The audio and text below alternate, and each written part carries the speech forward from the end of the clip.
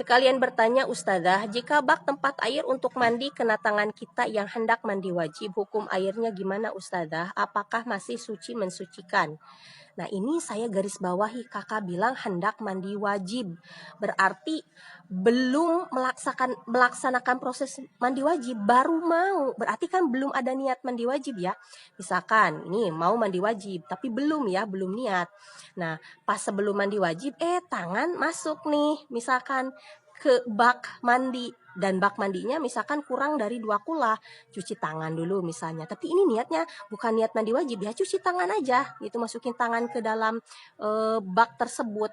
Maka air di bak tersebut hukumnya masih suci mensucikan, karena bisa berubah air itu menjadi musta'mal atau suci tapi tidak mensucikan ketika air tersebut digunakan untuk menghilangkan hadas. Ini kan kakak cuci tangan ya, bukan niat menghilangkan hadas. Nah, adapun kalau kakak nih ketika ke kamar mandi, masukkan tangan ke dalam bak tersebut dan air bak tersebut kurang dari 2 kula, dan kakak saat memasukkan tangan niat nawaitul gusla lirafil hadasil akbari fardhu lillahi ta'ala. Ya berarti air di bak tersebut menjadi mustakmal, menjadi suci tidak mensucikan karena sudah digunakan untuk menghilangkan hadas besar yang ada di tangan. Gitu. Jadi poinnya, kalau tidak ada niat menghilangkan hadas, maka air tetap suci mensucikan. Nah, kemudian kalau airnya itu banyak atau 2 kulah atau lebih, misalnya nih kolam renang, itu kan airnya banyak. Kakak nyemplung nih ke kolam renang, lalu niat nawaitu gusla lirafil hadasil akbari fardhu lillahi ta'ala. Berarti kan air kolam renang digunakan untuk menghilangkan hadas besar. Nah, karena airnya ini banyak, 2 kulah atau lebih, maka hukumnya tetap suci mensucikan airnya. Tidak berubah menjadi musta'mal ya. Karena sekali lagi, air musta'mal itu walaupun yang tadinya suci tidak mensucikan, ketika dikumpulkan menjadi 2 kulah, ya maka kembali menjadi suci mensucikan. Apalagi ini jelas-jelas air kolam renangnya lebih dari 2 kulah, airnya banyak. Maka ketika setelah digunakan untuk menghilangkan hadas besar, hukumnya tetap suci mensucikan. Imam Ibnu Hajar mengatakan ketika kita wudhu ataupun kita akan mandi wajib, itu diwajibkan niat ightirof atau niat menjadikan telapak tangan kita itu sebagai gayung atau sebagai alat untuk mengambil air. Kalau misalkan tidak niat ightirof saat menciduk air dengan menggunakan telapak tangan, kalau setelah wudhu itu umpamanya setelah basuh wajah ya, kan niat saat wudhu itu saat air kena wajah.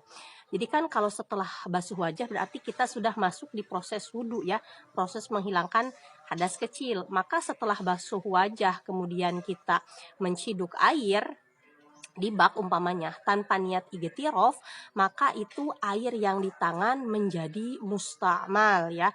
Walaupun air di baknya nih ada 2 kulah lebih, tapi ketika diciduk dengan tangan, air yang di tangan ini yang jadi mustakmal. Nah, kata Imam Ibnu Hajar wajib niat ightirof.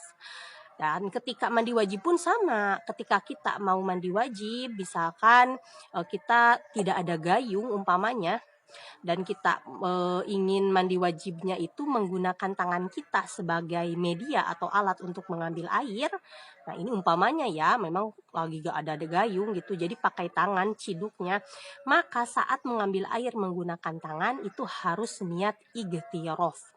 Ya kalau gak niat ightirof saat nanti masukkan tangan ke bak tersebut, kalau bak mandinya kurang dari 2 kulah ya otomatis sebak itu jadi mustakmal.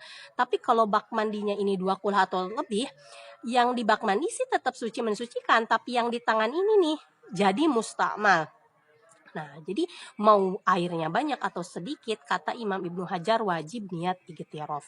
Tapi di sini ada penjelasan dari Imam Zarkashi bahwa niat ightirof itu hakikatnya ya bukan mengatakan nawaitul ightirof atau mengatakan saya niat ightirof, tapi yang penting ada qasdu, ada maksud di dalam hati bahwa ketika tangan dimasukkan ke bak itu ada maksud bahwa untuk menciduk air saja, mengambil air saja. Jadi tangan ini hanya sebagai alat untuk mengambil air karena nanti basuhnya mau di luar bak. Kalau tidak ada niatan seperti itu di dalam hati, berarti kita tidak niat ightirof, sehingga nanti air yang di tangan tentunya menjadi mustamal gitu.